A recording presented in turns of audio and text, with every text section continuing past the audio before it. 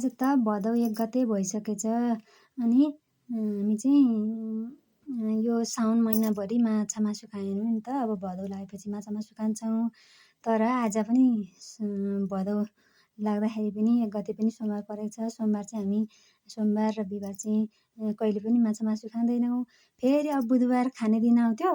त्यो दिन पनि हाम्रो दाजुको जन्मदिन परेको छ। हामी कसैको जन्मदिनमा पनि माछा मासु खाँदैनौँ। त्यस पछाडि माछा मासु खाने दिन त टाढा टाढा टाढा हुँदै जाँदैछ होइन।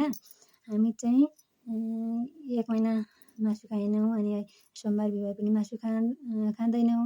अनि मलाई चाहिँ यो धेरै दिन पछाडि साउन महिनामा धेरै वर्ष अगाडिको याद आयो क्या। 68 सालतिर चाहिँ हामीले यो एउटा सहकारी संस्था खोलेको थियौँ। हामी महिला समूह र आमा समूहहरूले चाहिँ गाउँमा जति पनि थोरै थोरै बचतहरू गर्थ्यौँ। त्यो बचतलाई चाहिँ एकमुष्ट जम्मा गरेर राख्ने भनेर सहकारी संस्था खोलेको थियौँ।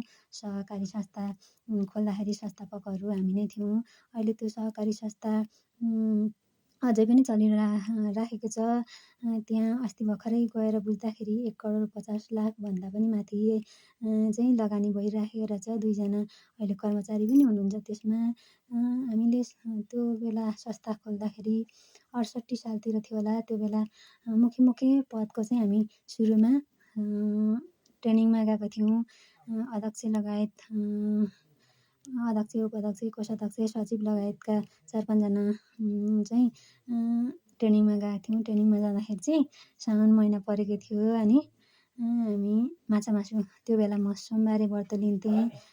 सोमबारे व्रत लिँदाखेरि चाहिँ त्यो बेला 1 महिनाभरि माछा मासु लसुन प्याज केही पनि खाने गरेको थिएन। तर ट्रेनिङमा चाहिँ खानामा पनि माछा मासु हुन्थेछ अनि खाजामा पनि माछा मासु कहिलेकाहीँ मासु चिउरा त्यस्तै केही दिन हुन्थ्यो। अनि एक दिन चाहिँ मासु र चिउरा दिनुभएको थियो खाजा। त्यस पछाडि म मासु चिउरा खाँदिनँ भनेर पछि समोसा ल्याइदिनु भएछ।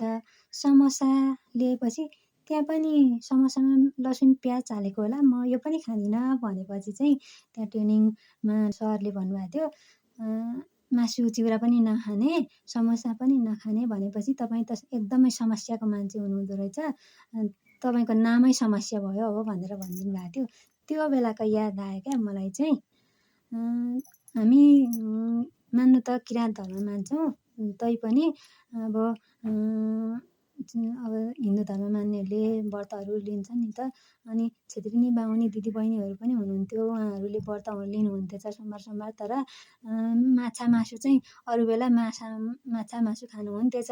म चाहिँ किराँती हो र पनि सोमबारे व्रत लिएपछि त्यहाँ माछा मासु लसुन प्याज केही खानु हुँदैन भनेर चाहिँ म माछा मासु केही पनि खाँदिनँ थिएँ। अब नियम भनेको आफ्नो आफ्नो हुन्छ। त्यो धर्म पनि भगवान् एउटै हो, धर्महरू पनि एउटै हो तर मान्ने तरिका फरक हो।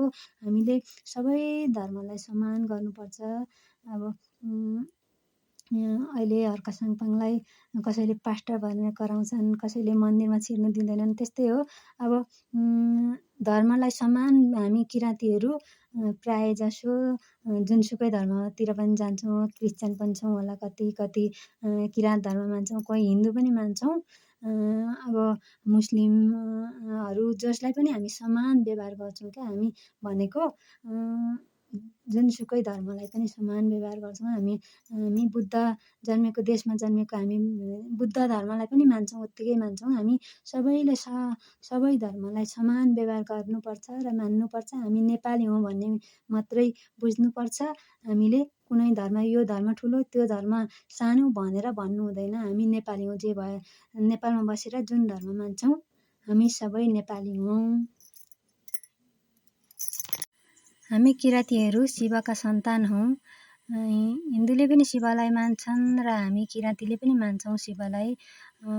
हरेकले शिव भगवान्लाई चाहिँ मान्छन्। अनि हाम्रो किराँती राजा यलम्बरलाई भगवान् कृष्णले चाहिँ जाल गरेर मार्नु भएको रहेछ नि त। त्यही भएर अलिक त्यसमा चाहिँ मलाई नराम्रो लाग्यो। र अहिले पछिल्लो समयमा किराँतहरूलाई गाई खाने हरेक भनेर हिन्दूहरूले पेलिरहेछन्।